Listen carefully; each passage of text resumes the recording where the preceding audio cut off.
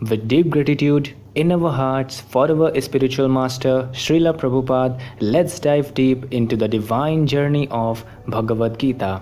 तो read along study along daily series का आज डे 66 है और शुरू करने से पहले हम लोग राधा कृष्ण जी को याद कर लेते हैं। जय श्री राधे कृष्णा। वृंदावन के राधा कृष्ण जी के दर्शन कर लेते हैं।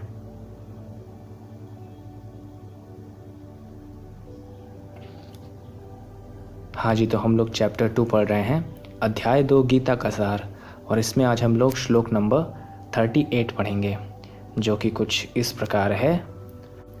सुख दुखे समे कृत्वा लाभा लाभौ जया जयौ ततो युद्धाय युज्यस्व नैवं पापमवाप्स्यसि। इसका अर्थ है, तुम सुख या दुख, हानि या लाभ, विजय या पराजय का विचार किए बिना युद्ध के लिए युद्ध करो। ऐसा करने पर तुम्हें कोई पाप नहीं लगेगा। इसका तात्पर्य है, अब भगवान श्री कृष्ण प्रत्यक्ष रूप से कहते हैं कि अर्जुन को युद्ध के लिए युद्ध करना चाहिए, क्योंकि यह उनकी इच्छा है। क्योंकि अर्जुन की तो इच्छा हो ही नहीं रही थी, भले उसके भाइयों ने कितना ही क्यों ना अधर्म किया हो, लेकिन श्री कृष्ण जी तो अधर्म नहीं सह सकते, इसीलिए वो अधर्म को हटाने के लिए अर्जुन से कह रहे हैं युद्ध करो। तो ये उनकी इच्छा है।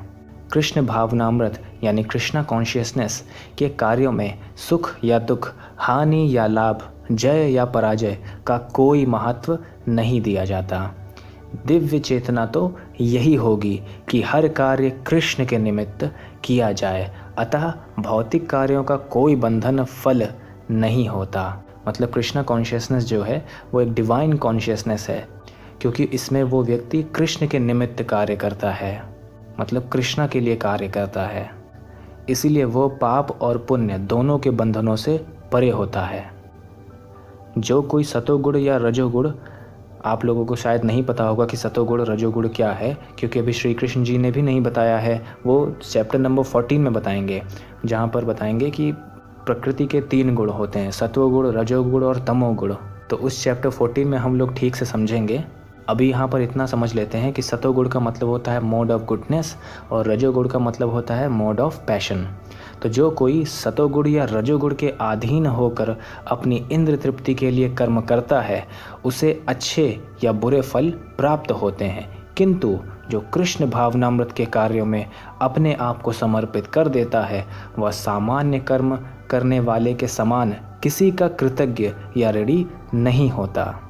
मतलब कि जो लोग कृष्णा कॉन्शियसनेस में रह करके कार्य करते हैं, ना तो वो पाप पुण्य के बंधनों में बंधते हैं, साथ में वो किसी के भी ऋणी नहीं होते हैं।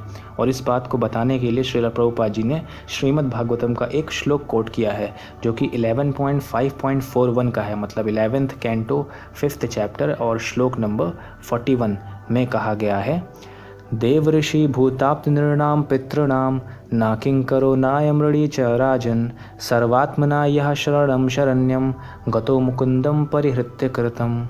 इसका अर्थ है, जिसने अन्य समस्त कार्यों को त्याग कर मुकुंद श्री कृष्ण की शरण ग्रहण कर ली है, वह ना तो किसी का ऋणी है और ना किसी का कृतज्ञ, चाहे वे देवता, साधु, सामान्य जन अथवा परिजन, मानव जाति या उसके पितृ ही क्यों ना हो।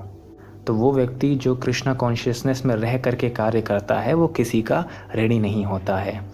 इस श्लोक में श्री कृष्ण जी ने अर्जुन को अप्रत्यक्ष रूप से इसी का संकेत किया है। इसकी व्याख्या अगले श्लोकों में और भी स्पष्टता से की जाएगी। तो ये जो तात्पर्य श्रील प्रभुपाद जी ने लिखा है, ये वाला तात्पर्य बहुत ज़्यादा इम्पॉर्टेंट है। ये साथ में एक इंट्रोडक्शन भी है कृष्णा कॉन्शियसनेस का। तो इसीलिए मैं आपको थोड़ा इसी के बारे में अच्छे से समझाने की यहाँ पर कोशिश करूँगा, दोबारा से बताने की कोशिश करूँगा कि कृष्णा कॉन्शियसनेस है क्या। 3 इम्पॉर्टेंट पॉइंट्स हैं। पहला point, working for the happiness of Shri Krishna and not for my own sense gratification. मतलब कि कृष्णा कॉन्शियसनेस में आप श्री कृष्ण जी की खुशी के लिए कार्य करते हो, अपनी खुशी के लिए नहीं, मतलब अपने इंद्र तृप्ति के लिए कार्य नहीं करते हो, श्री कृष्ण जी की खुशी के लिए कार्य करते हो। और इसी को कहते हैं सेल्फलेस सर्विस।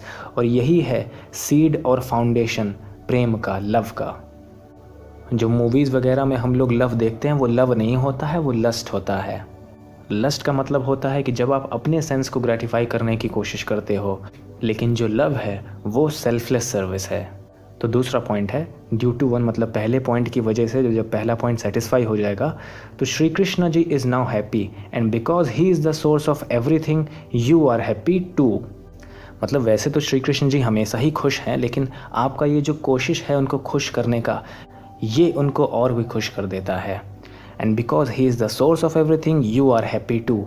उसी तरह अगर हम श्री कृष्ण जी को हैप्पी करने की कोशिश करते हैं, जो कि रूट कॉज है हर चीज़ का, तो उससे हम भी हैप्पी हो जाते हैं। और यही है रियल सीक्रेट ऑफ हैप्पीनेस, और जो कि एवर लास्टिंग है। तीसरा पॉइंट है due to one you are now free from all possible kinds of debt. इस बात को तो हम आराम से समझ सकते हैं, जो अभी श्रीमद् भागवतम का श्रील प्रभुपाद जी ने श्लोक कोट किया था, उससे सीधा समझ में आ रहा है कि हम श्री कृष्ण जी के लिए अगर कार्य करते हैं तो हम सारे तरीके के ऋणों से मुक्त हैं। और साथ में जब श्री कृष्ण जी के लिए हम कार्य करते हैं तो हम पाप और पुण्य के बंधनों में नहीं बंधते। इसीलिए there is no cause for material bondage, मतलब कि अब हम भौतिक जगत में फंसने वाले नहीं हैं, और इसी वजह से हम लोग जन्म और मृत्यु के चक्रव्यूह से बाहर निकल आएंगे और फिर बाद में श्री कृष्ण जी की सेवा करेंगे स्पिरिचुअल वर्ल्ड में।